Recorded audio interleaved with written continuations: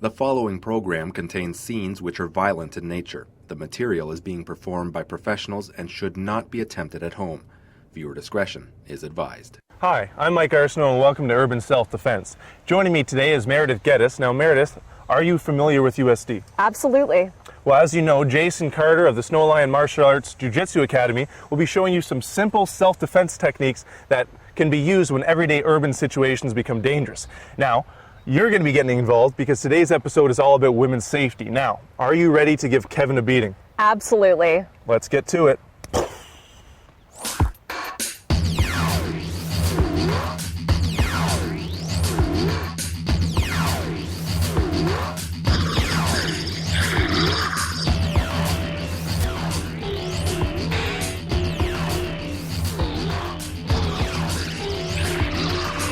The summertime is filled with great opportunities to get outdoors and explore nature. Sometimes this leaves you walking alone.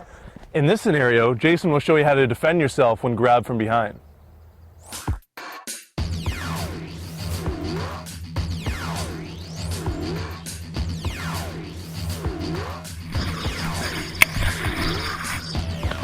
What the?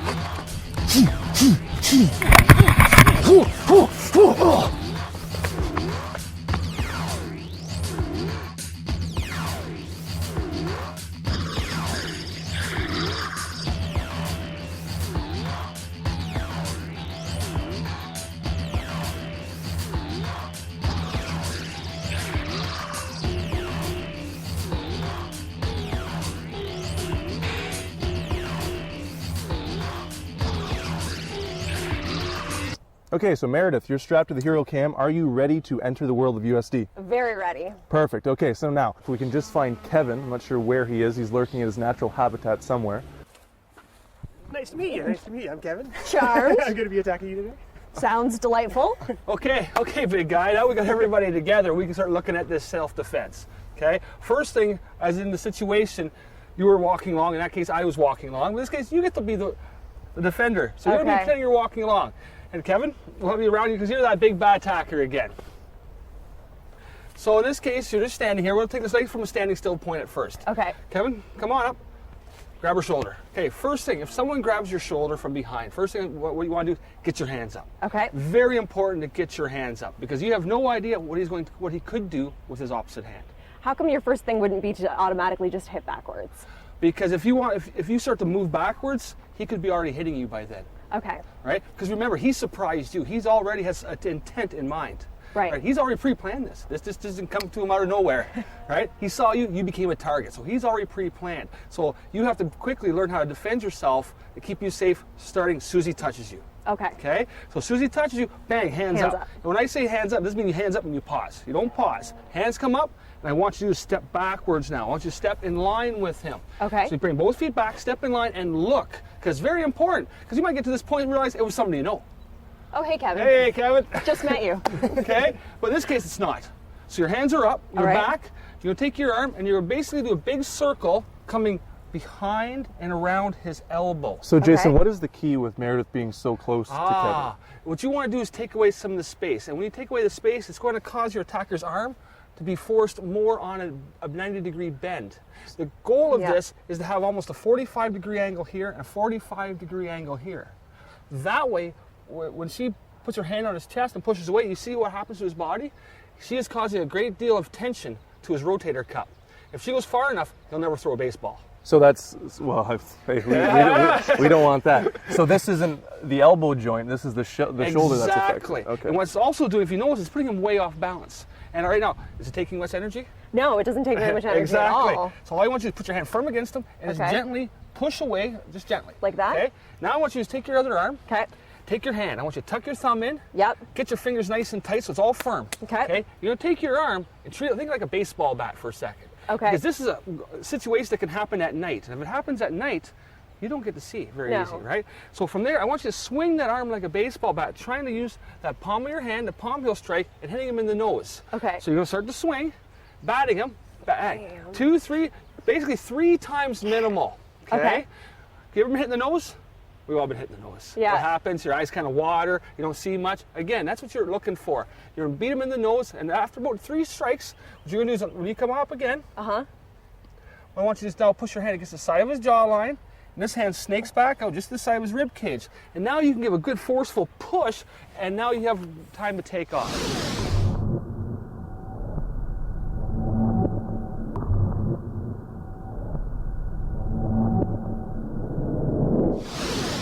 Jason, I have a question, because Yes. obviously there's a size and weight discrepancy between our two Yes. combatants here. So should Meredith maybe put a little more into that strike? Because if she just kind of goes with a limp arm, that's probably not going to hurt Kevin. Like, should she kind of get her hips and kind of drive exactly. into it? When I was being like a baseball bat, you want to firm that arm up. Treat it as a baseball bat. You're going to swing that thing just like you're throwing a bat. So your hips are going to move. Okay. So we're going to do it again. Don't worry, you have to do it again. He's going to come up and grab your shoulder one more time. First thing is what? Hands come up, step back, and look. It's all one big motion. Okay. That's why it's really important. Circle that arm, coming underneath the elbow. Perfect. Hand against the chest. Gentle push away, just to make sure he's off balance. Okay. Now you take that arm, and as you swing that arm, swing it from the hips, as if you ever swung a baseball bat? Yep. Okay. Treat it like a baseball bat. Swing, hit. Now push away. Okay. And go for safety. All right. It's like Happy Gilmore. It's all in the hips. It's all in the hips. Yeah, Exactly. I like it. And for someone who's not very strong, it still makes you feel like you have control, which is nice. Exactly. And that's the greatest thing about using a lot of locks, jiu-jitsu type techniques in a self-defense situation. It has nothing to do with mass anymore. We are basically attacking all the weak points of the human body, which makes it very easy, very quick. Okay, well, since Meredith is a rookie, we can't let her get off too easy. Let's see this at a little bit of speed. Perfect. Okay, now do me a favor though. Yep. Don't break his nose. I'm counting on that. Okay, so we're going to set Kevin behind, and you just take a couple steps, and you're walking along. All right. Right now? Yeah, sure. And then he's going to come along and grab your shoulder. Step back, around, Strike, baseball bat. strike, push off, Push. you're free. Perfect. That's pretty impressive. I don't think I'd want to mess with Meredith on a walking trail. We'll be right back on Urban Self-Defense.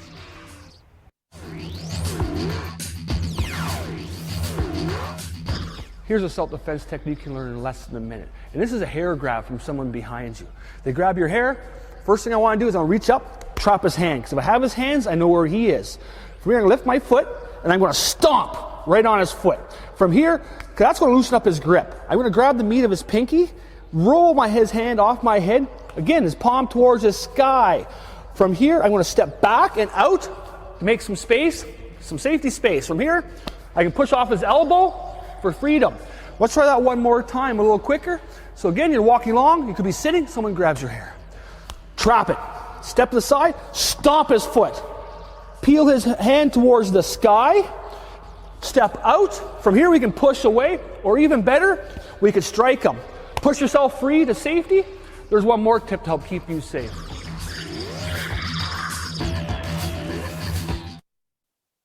Welcome back to Urban Self-Defense. Now, Meredith, in the first scenario, you're grabbed by the shoulder. Now the situation is going to escalate, and the attacker is going to wrap his arms around your waist. So Jason's going to show you how to get yourself out of this incredibly scary situation. Sounds good.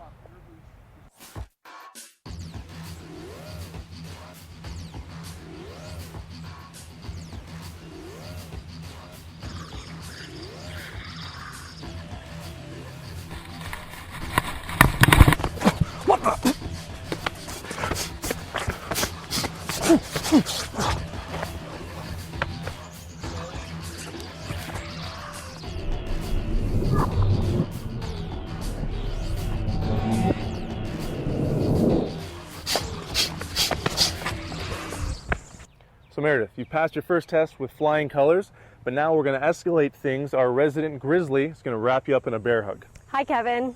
How's it going? Nice to attack you again. My pleasure. Okay, down in this situation, as we're looking at last, is it starts, as you said, from a bear hug. You know, it's a horrible situation. In this case, your arms are actually going to get trapped in. Okay? So we'll start off, Kevin come from behind. Okay? And the first thing to always remember, whatever the situation is, don't panic. Okay? So he comes in, he grabs you. Okay? See, Worst this is case where I scenario. would panic. Exactly. What I want you to do now is, you have shoes on. Right. What I want you to do is beat the front of his shins. You beat a man's shins, he's going to let go of you. We've all banged our shin before. Right. So from here, once he drops you, you want you to turn your hips, make a little bit of space between you and him. Right. Taking your hand, you're going to basically strike the groin. Okay. because that's going to get his attention. Now that you got his attention, this backhand, you're going to turn through. Remember that palm heel we did from the last technique? You're going to use it again. But this time you're going to come up underneath the chin. Okay. Excellent. So you're going to hit him hard. You can push him right up.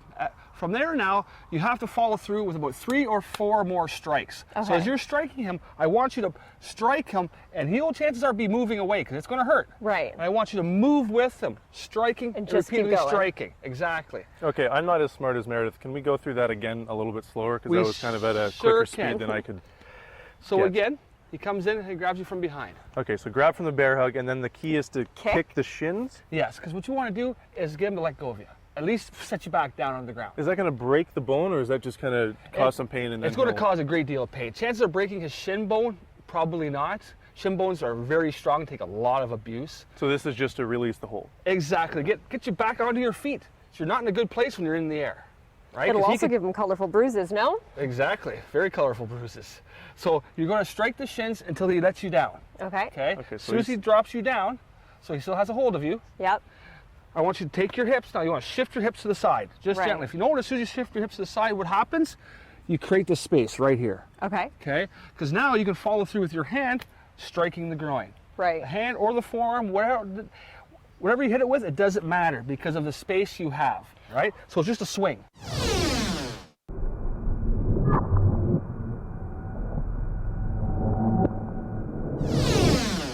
Would you not want to just maybe go for the elbow then, or no? But depending how tall you are to him, I doubt you could probably elbow him very easily down there. You'd have Let's to not linger too. This is a family show. We don't want to spend too much time down there. But Kev, usually you got to buy a drink first before this kind of. So you're gonna strike his groin. Okay. Okay. Now you're gonna follow through with that palm heel now, because he's already, you bent him over, right? Now you brought him to your height. Now you can strike him up, and I'll follow through with strikes. And when you're striking this fella, you're looking for vital areas. Okay. So why is that first one under the chin? Is that kind of the boxer spot we talked about before, glass chin? Exactly, because he's hit him in the groin, which causes the upper body to come forwards, right? So as he's coming forwards, she's going to bring him back up. So she's moving him into that force, okay? So now what you're looking for is you're striking anywhere around the temple. Okay. Okay, the crease of the jaw. If he's turned more towards you, you can actually strike him in the nose. Okay. If he has his head to the side, you can actually go behind the ear. Okay. Okay, there's a sweet spot back here. Or what we call a boxer's punch is that 1 inch inside of his jawline right here, which will knock him out as well. Right. So you're striking these vital areas.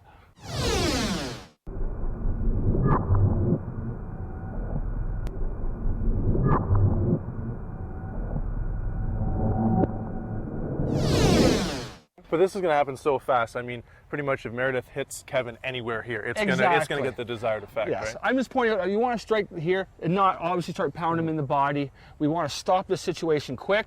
He is way over your size, so you need to equalize this fast.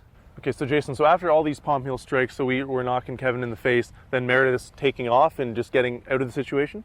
No, there's one more thing you can add to it, and this is very important for ladies. If you are being attacked, what we'd like to teach is I like to call break and rake. You're going to hit him with this palm heel repeatedly. Okay, at the very final, since we're striking with our palm heel with those fingers already tucked in, we're going to open them up slightly and rake the hand down across the face. Is that just to cause pain, or is there another reason behind that?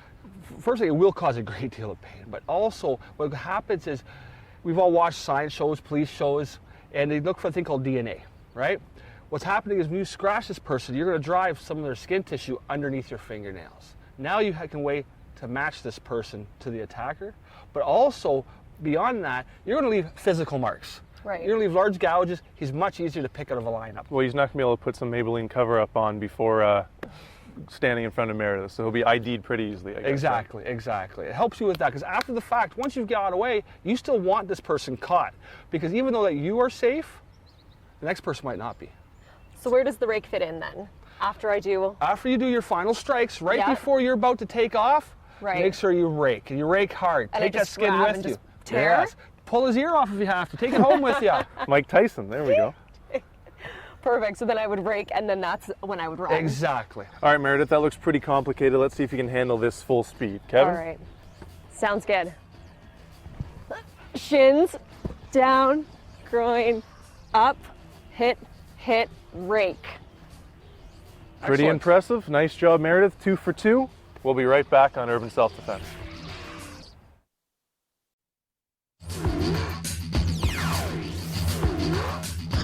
Here's a self-defense technique you can learn in a minute. Inline wrist grab, done low. What I want to do, protect my head, is I'm going to get my hand up. I'm concerned about that far hand. Now I need to get out of this man's grip. First thing I do not want to do is create a tug of war. Biggest man's going to win. Where I'm looking at escaping through is its weakest point is his thumb and his fingers. To do so, I'm going to roll my thumb and my hand over, drawing my thumb to my opposite ear. Doing so causes the blade of my wrist to be cut to his fingertips. So my hand is up. Now what I do is I do my escape. I step back. I've created a safety barrier between me and him.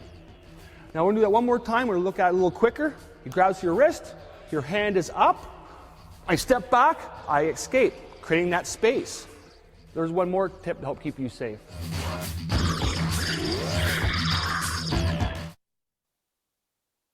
Welcome back to the show. Meredith, how are you enjoying yourself so far? Good, I've been learning lots. Excellent. Now, we try to keep things light and humorous throughout this episode, but the issue of women's safety is no laughing matter. Last year in the London area alone, there are 263 instances of sexual assault. So this episode about women's safety takes on a greater importance. Now, in this next scene, Jason will show you how to defend yourself if you are grabbed and then unfortunately forced to the ground, and how you can get away safely.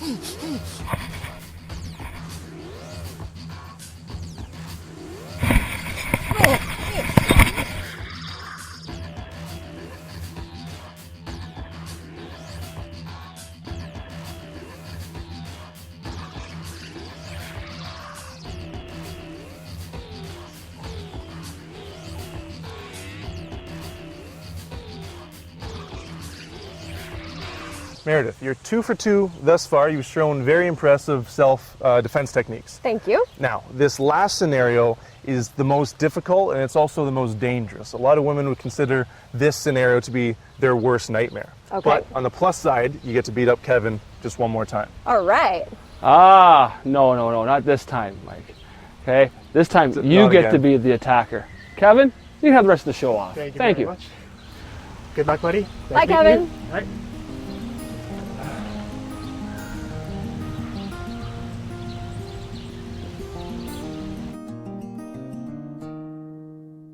Okay, so Jason, two hands choke around the neck, correct? Yes, we're starting off in a very horrible position. Okay. Okay, you're attacking her on the ground. You're basically trying to choke the life out of her. From here, first thing you want to do is grab control of this person. Get control of his wrist, because what he could do at any time is let go of you and start hitting you. Okay. Basically, if you have control of his wrist, that's one less thing he can do for a second. Right. Okay, now what you want to do is stop him from getting up. So you're going to bring your legs up and start hugging onto his body. Okay. Okay, that's going to stop him first from getting more weight on top of you, and again, causing a great deal of force and maybe some strikes. Right. Okay, now what you're So doing my hands are, yeah, so I mean I can't move my hands to strike. exactly. Okay. Her goal is to hold them where they are, because Okay. what you're about to do is actually attack your elbow joints. Okay. So what you do is take your first leg, you're going to lop it over his head, Okay. one foot, and you want to lock your foot in right beside his head, nice and tight. Okay. And if you notice down here, what happened now is your leg is higher than his elbow. Right. So if you put any outward force on his elbow right now, it would cause his elbow to hyperextend. We Okay. don't need to do that. I don't think. We do, but we're going to do both of them at the same time. So now you're going to take your other leg, Okay. loop it over top, because now in this position, he's guaranteed that he can't let go and hit you very easily. Can I just go on record saying I don't like this one? You're okay. Okay. From here now, all I want you to do is you're going to pull his arm slightly away from you. And Okay. push your pelvis this direction towards the sky. Okay, yeah. Okay. Now you got his attention. Okay. What you're going to do now is reach over with your one hand Yep. and grab his other arm and Okay. squeezing him down. So now you got hold of him again. Right. So now this is going to give you a chance to actually now hit him with this hand. 'Cause Okay. You have this basically dislocated his elbows. That's Right. going to stop him from hitting you right away. Probably Can hit I you not give up? She needs to get away safely yet. Okay. So what you're going to do is you're going to take your palm heel, remember Okay. our palm heel from our last two attacks, and you're going to start striking him basically in the nose. Okay. Okay, you're going to start hitting him. Right. So you gotta lean up a little bit to hit him. Once you've hit him a few times and you know he's really in a lot of pain, it's time to react to get away. You're gonna draw 1 foot back. Okay. Plant it against his head. Okay. And this is the moment now where you normally would kick with all your life. You're gonna kick him hard. Okay. I think we know what that would look like. So You're gonna kick him away from you. Right. And then push. Yep. And then roll and escape. Well, I don't think we need to do that one again, do we, Jason? Well, one more time is always good. You should never do anything once. You know, it's good practice to do it more than once. Okay. All right. So come on back, Meredith. We're gonna have to talk after the show about this one, Jason. So again, right, 2-hand choke. Okay. Okay. You got a hold of her. Again, don't try to panic.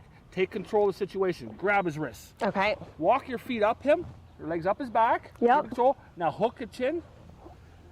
Worst case scenario, you can actually now, even just if you had to, attack one arm if you didn't have time to do both. Right. Okay? But in this case, we're going to do both. Okay. It's good practice. So we're going to bring the other foot over top. Got lock it. as well. So again, you're going to slightly pull out on his arms, causing his elbows to be hyperextended. Right. At the same time, you're going to push your hips up because that's going to give a lot more pressure onto those elbows. Yeah, pressure on the Okay. elbows. Now, trap both arms using your one hand. So you're going to reach across, trap them both, and squeeze them to your body. Okay. Because that's going to bring him closer to you for a second. Right. Now you're going to use your palm heel, that heel of your hand, Okay. and start striking him in the nose. 3, 4. Okay, we just need 1 or 2. That's Yep. probably good. Now you're going to kick Oh my hard God. to the side of his Just head. right there. Okay. Okay. Kick him away, Okay. and you're free. Easy. Wasn't that easy? Yeah, that was fantastic. So after this episode, I think maybe Meredith should become the self-defense expert and we get rid of Jason. But we'll be right back with the etiquette portion of the show.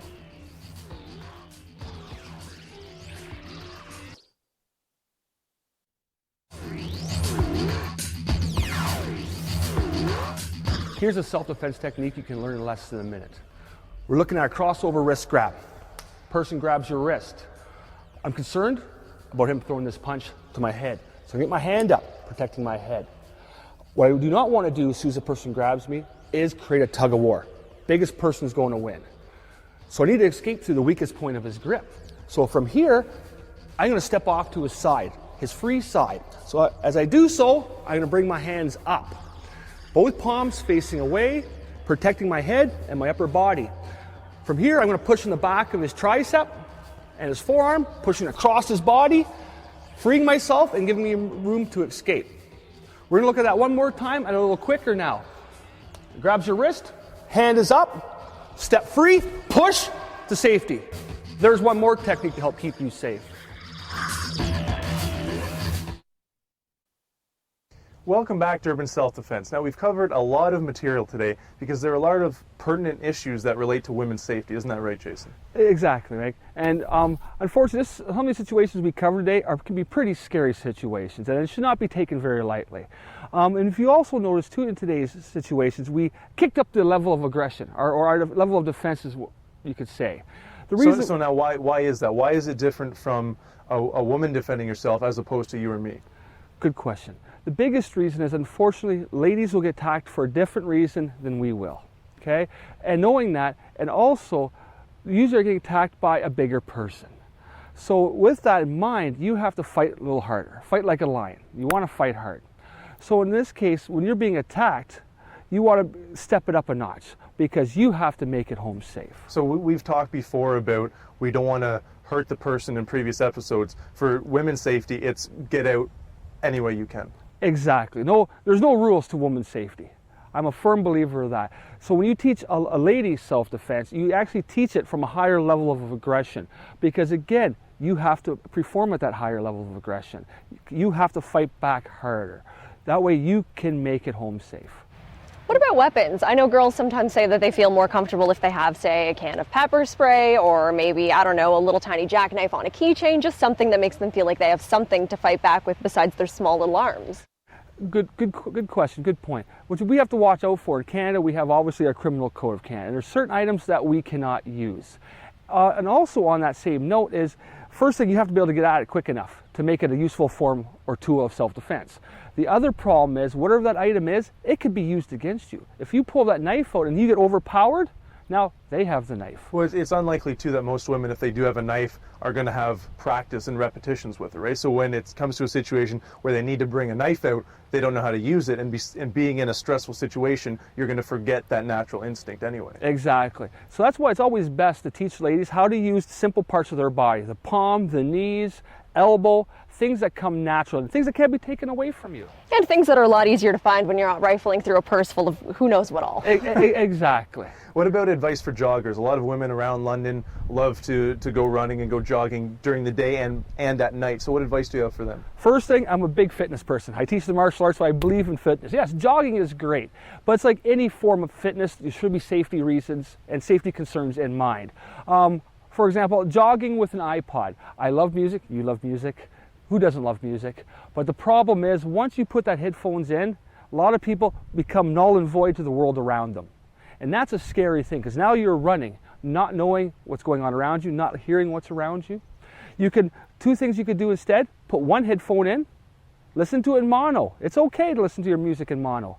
Or second thing you can do, and this is a neat little trick, you put both headphones in, but leave your iPod off. The nice thing about your iPod off, you can hear everything around you, but no one talks to you because they think you're listening to music. That's probably what girls do at the gym when I try and talk to them. They just ignore me. It's exactly what we're doing. I know what you're up to, ladies. That's all from us here at Urban Self Defense. For Meredith Geddes, Jason Carter, I'm Mike Arsenault. We'll see you next week.